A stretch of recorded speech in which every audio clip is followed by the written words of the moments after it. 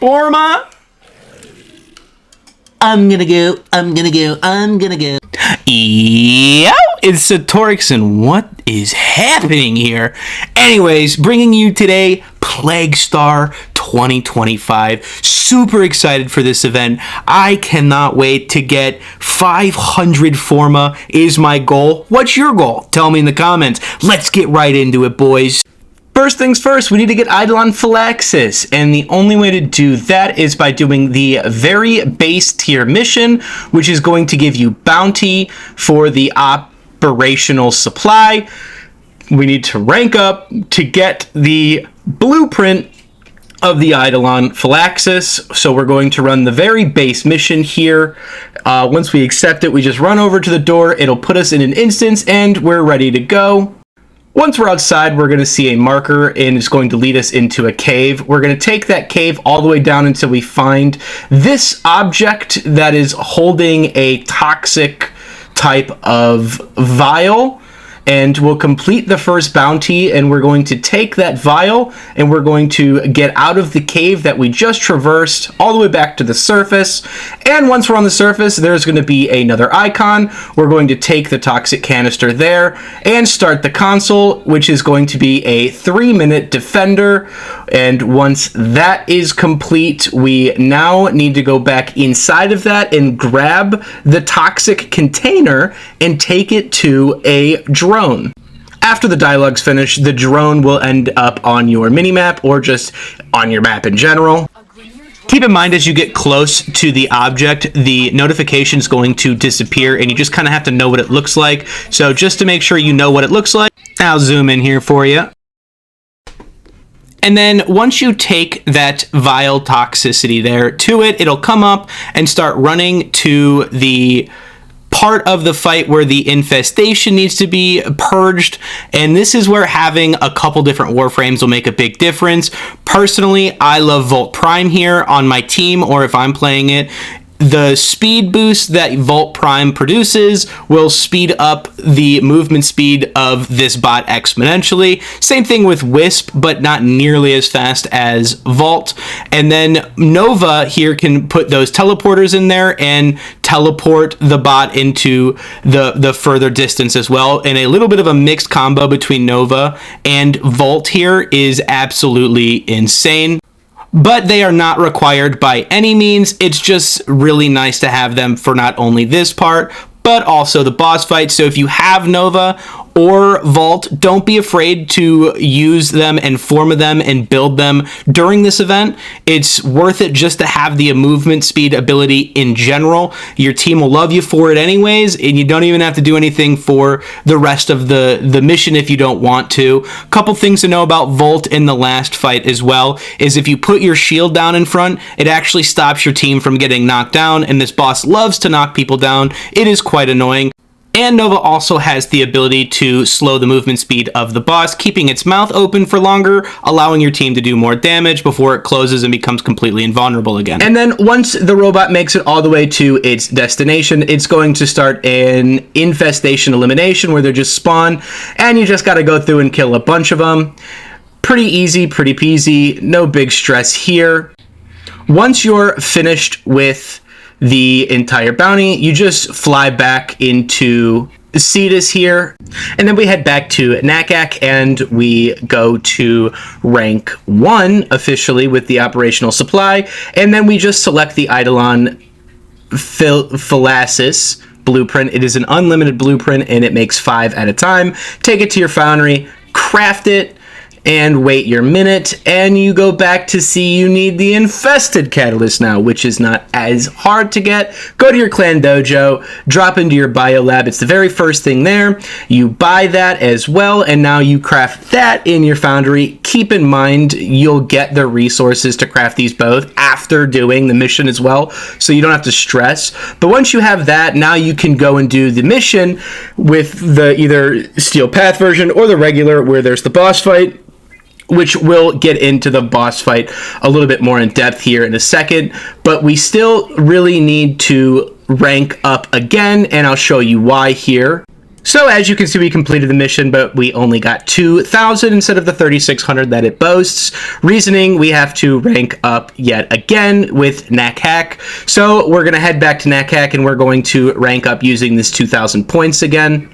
Pay attention to the standings here. It was still capped at 3,000, so we have to go and do the mission one more time. And once we complete this mission and rank up, we'll obviously select our prize or whatever again. But as you can see, as soon as we finish that, our new cap is almost 500k. So now we can officially farm the Plague Star and collect the infinite amount of FORMA that we have. And the only thing we really need to talk about now is the boss fight. So let's get into the boss fight and what I kind of recommend with that as well, and what you should be using on him. And now we get to the Hemo site, which is the boss of the Plague Star event. Whether you do tier 2 or the Steel Path version, you're going to be fighting this guy, and he can be kind of a pain because of a couple interesting things that he has. He's got these 3 heads that open up, and they only take damage when they are open, so you have to really take a look at when they're open. This is another reason why Nova's so good to have on the team. You can slow them down and make their mouths open for much longer periods of time rather than the quick open and close that they would normally do. And when they're open, you'll see that they also have armor, and the unfortunate thing about fighting this mob is that it is immune to all status effects. So with the inability to actually put corrosion on them and stack it, removing their armor becomes a little bit more of a chore, which is why a lot of people are using Vastalic and or Gunblades and doing the good old armor shred using Impale. I definitely meant Impact, and the mod we're going to be using is Shattering Impact, and it does 6 armor strip for every impact damage on it, so it's not actually requiring the status. And because we're using a shotgun style that has multiple pellets, each pellet has that impact damage on it, and as long as that impact damage is getting hit, it's taking 6 armor away each time. And notice I don't even have a potato in here or anything. I literally threw a bunch of useless mods on this, and it works perfectly fine that way. You don't need it to do any damage. I am just going for pure impact to make impact hit more often than anything. And then I think I threw a little bit of status on there just in case with more impact. And that's all it took. I mean, it only takes 2 shots at max that I've ever had to strip their entire armor. And then once you have that and their armor stripped, you now have the access to dealing a decent amount of damage to them. However, they're not as easy as that. A couple things you still need to know, mathematician, but it breaks down to pretty much this. Every single shot and or damage instance is capped. So the amount of capped damage that you do depends on this formula here. Essentially what it says is you want to hit it really fast and as hard as you can, as fast as you can. As long as you can maximize this damage cap, and each head has this damage cap, you can kind of melt it pretty quickly, and the faster attack speeds and the more projectiles that you hit it with, the faster it'll die. It does really good with things with pellets, shotguns, things like that. Even dual toxicus I was using did pretty well with the attack speed ramped up. You just want to hit it with a lot of pellets that hit really hard, essentially, and that's more or less going to kill it. I could go into a crazy min-max build, but the truth is, you guys and me as well are probably going to end up running these solo for the most part. And really, if you're running it solo, you just want to make sure that you take care of some important aspect of the fight, which also includes all the other stages in the entire bounty itself. If you're running Volt Prime, you speeding up that drone is a huge help in the speed that this mission gets done. And if you're playing Nova and you keep the boss slowed down, even if you're not doing the most insane damage, you are helping so much just by adding the support here. So these min-maxed builds are almost unnecessary when you're in a team comp like this. If you have the capabilities to min-max a build and you want to because it's fun, do it. But you don't have to. It's not expected. You can make this work with very unoptimal methods with using something that is useful.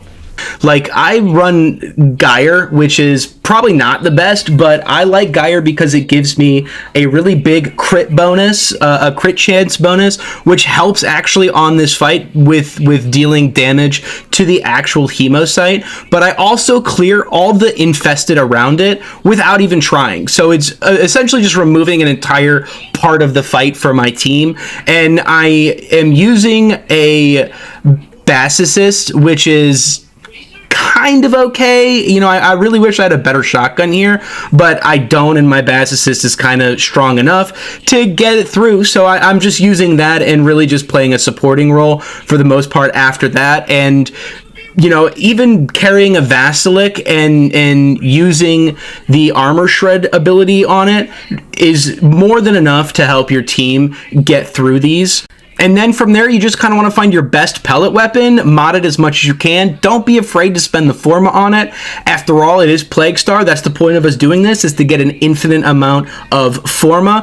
I myself will be going absolutely crazy on this grind. And if you have any questions for me, drop them in the comment section. I will be probably figuring out more fun min-max strategies myself here. But I really wanted to make a video so you guys could get in there and start doing the content as fast as possible and start making that FORMA while we learn a little bit more. Don't be afraid to experiment. This is supposed to be for fun, and have fun with it.